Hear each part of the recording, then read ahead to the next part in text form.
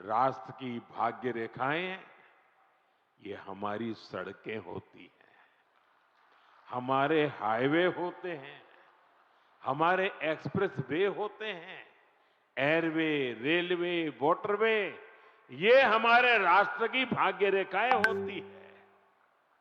और बीते एक दशक से हमारा देश विकसित भारत बनाने के लिए विकास की ऐसी ही भाग्य रेखाओं के निर्माण में जुटा हुआ है।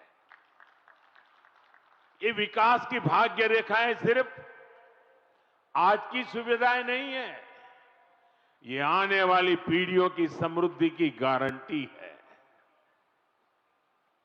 और ये मोदी की भी गारंटी है। बीते दशक से हमारी सरकार राष्ट्र के इन विकास रेखाओं पर अभूतपूर्व निवेश कर रही है। मैं आपको एक आंकड़ा देता हूं। अभी नितिन जी ने बहुत सारे आंकड़े सिर्फ उत्तराखंड से संबंधित बताए आपको। देखिए, साल 2014 तक ऐसे इंफ्रास्ट्रक्चर के लिए साल में पूरे देश में 2 लाख करोड़ रुपए भी खर्च नहीं होते थे। ये मैं पूरे हिंदुस्तान की बात बताता हूं। 2 लाख करोड़ भी नहीं होते थे। आज ये 6 गुना अधिक 12 लाख करोड़ रुपए से भी ज्यादा हो चुका है। यहां उत्तराखंड में ही 2.25 लाख करोड़ रुपए से अधिक के इंफ्रास्ट्रक्चर प्रोजेक्ट पर काम जारी है।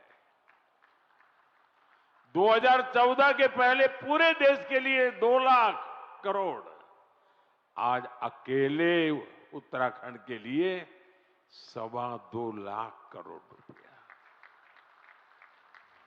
कभी उत्तराखंड के गांव में सड़क के इंतजार में पीढ़ियां बदल जाती थी। आज डबल इंजन सरकार के प्रयासों से अब सड़क गांव तक पहुंच रही है।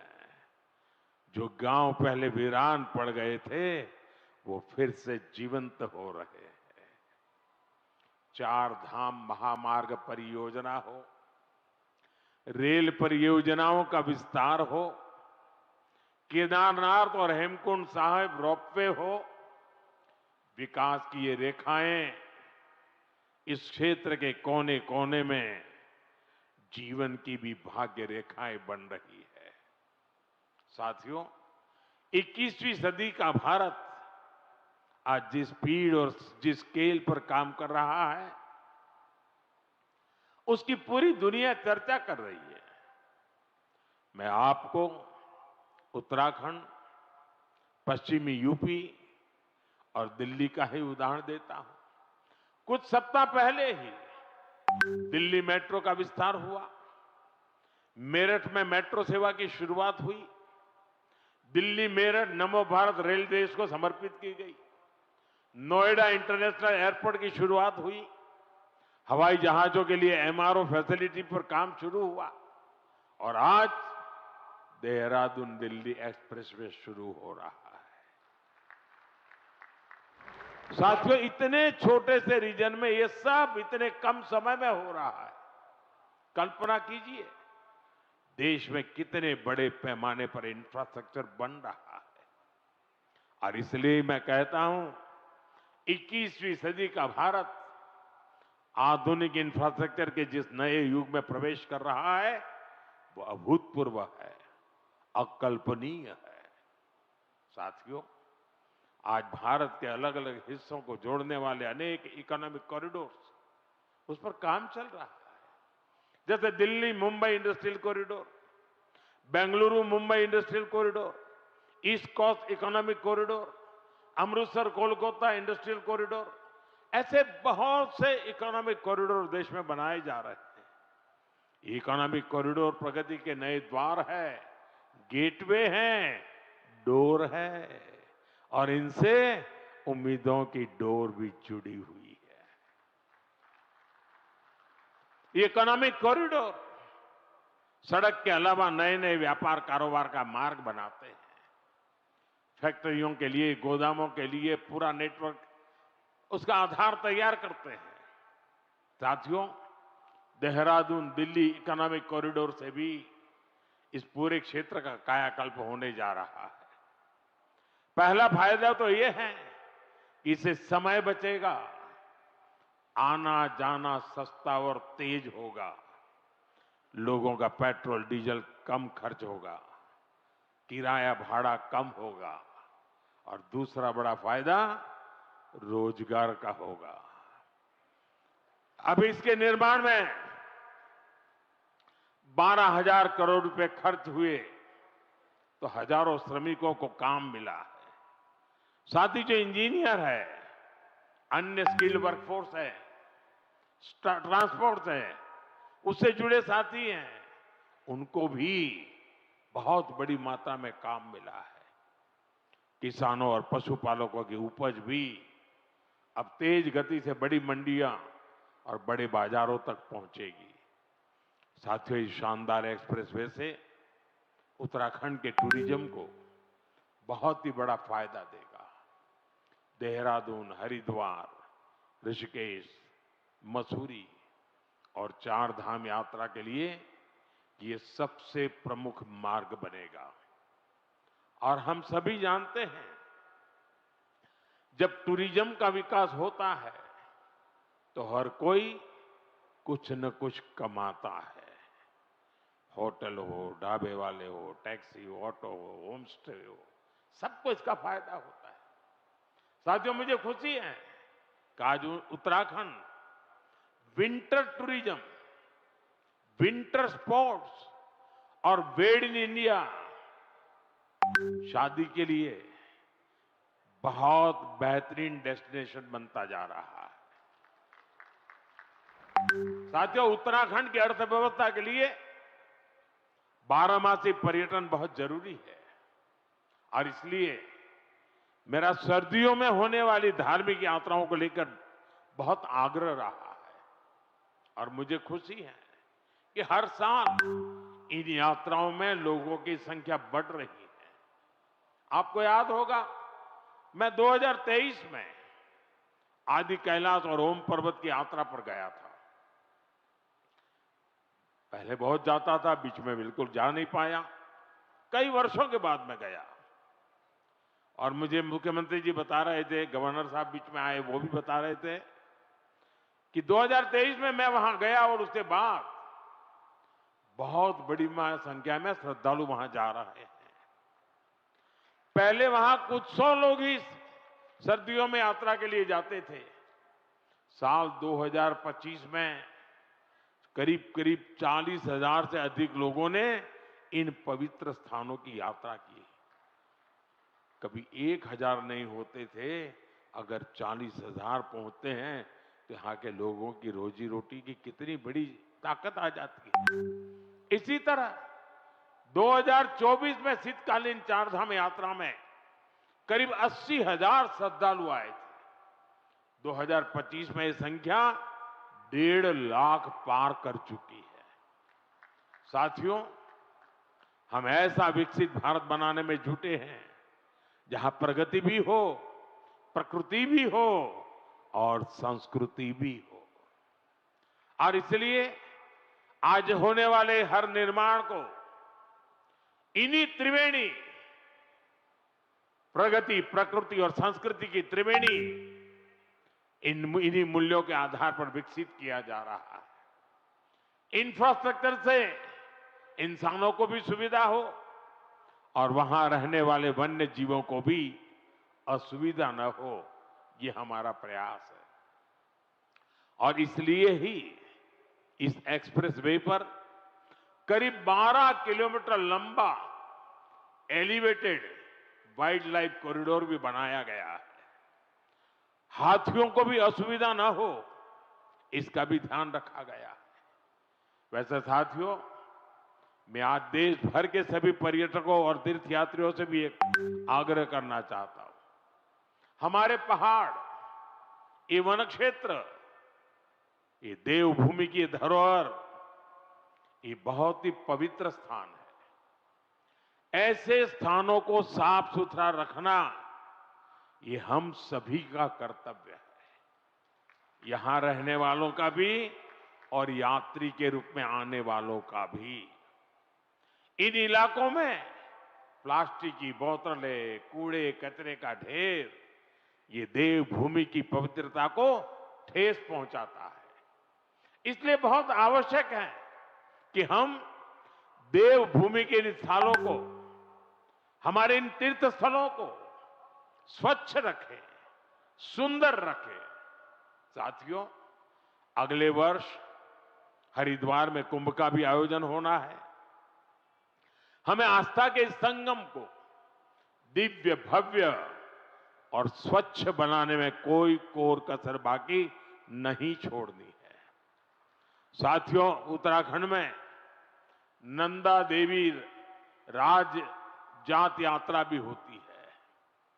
ये आस्था का उत्सव तो है ही, ये हमारी सांस्कृतिक चेतना का भी जीवंत उदाहरण है, जहां मां नंदा को बेटी मानकर पूरे सम्मान के साथ विदा किया जाता है। इस यात्रा में बहनों बेटियों की भागीदारी इसे विशेष बनाती है। मैं मां नंदा को प्रणाम करते हुए देश भर की बहनों बेटियों को भी विशेष संदेश देना चाहता हूं। विकसित भारत के निर्माण में आपकी बहुत बड़ी भूमिका है। इस देश की बेटियों की, इस देश की माताओं की, बहनों की बहुत बड़ी भूमिका मैं देख रहा हूं। और बहनों बेटियों की सुविधा, सुरक्षा और लोकतंत्र में भागीदारी, ये डबल इंजन सरकार की बहुत बड़ी प्राथमिकता है। आप अभी देख रहे हैं कि दुनिया में कितना बड़ा संकट आया है। इसे दुनिया के विकसित देशों में भी कितना हाहाकार मचा है। ऐसी मुश्किल हालत में भी सरकार का निरंतर प्रयास है कि हमारी बहनों को कम से कम परेशानी हो। साथियों, बहनों बेटियों की भागीदारी का एक और महत्वपूर्ण पड़ाव अब देश के सामने है। 4 दशकों के इंतजार के बाद संसद ने नारी शक्ति वंदन अधिनियम पारित किया था। इससे विधानसभा और लोकसभा में महिलाओं के लिए 33% आरक्षण तय हो गया।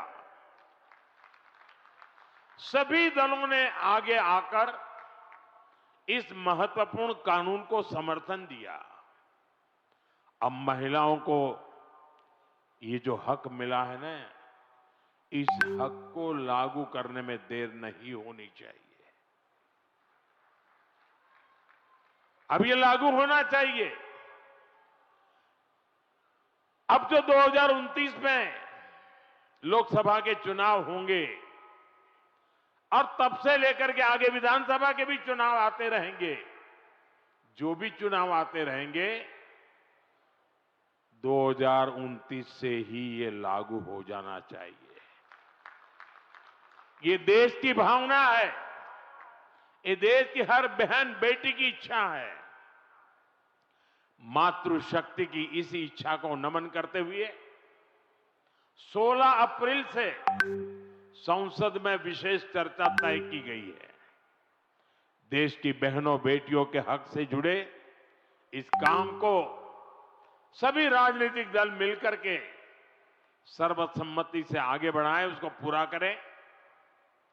और मैंने आज देश की सभी बहनों के नाम एक खुला पत्र लिखा है। सोशल मीडिया में शायद ये मेरा पत्र आप तक पहुंचा होगा।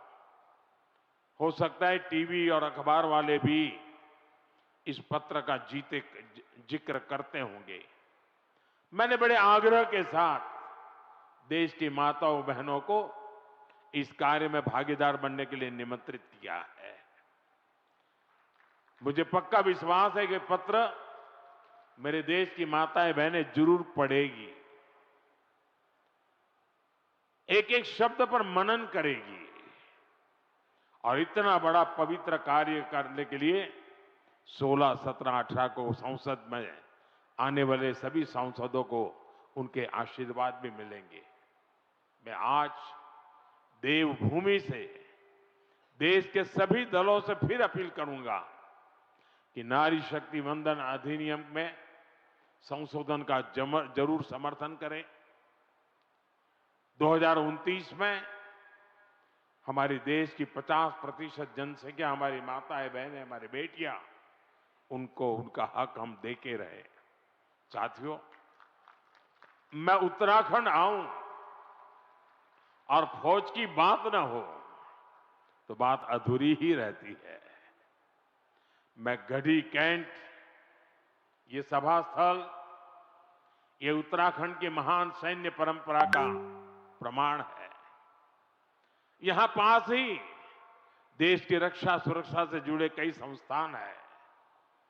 1962 की लड़ाई में शहीद जसवंत सिंह जी रावत जी के शौर्य को देश कभी भुला नहीं सकता। साथियों, सेना के सामर्थ्य को सशक्त करना हो या हमारे सैनिक परिवारों की सुविधा और सम्मान हो, हमारी सरकार इसके लिए निरंतर प्रयासरत है। वन रैंक वन पेंशन के माध्यम से हमारी सरकार ने अब तक करीब 1.25 लाख करोड़ रुपए पूर्व फौजियों को उनके खाते में जमा कर दिए हैं। उत्तराखंड के भी हजारों परिवारों को इसका लाभ मिला है।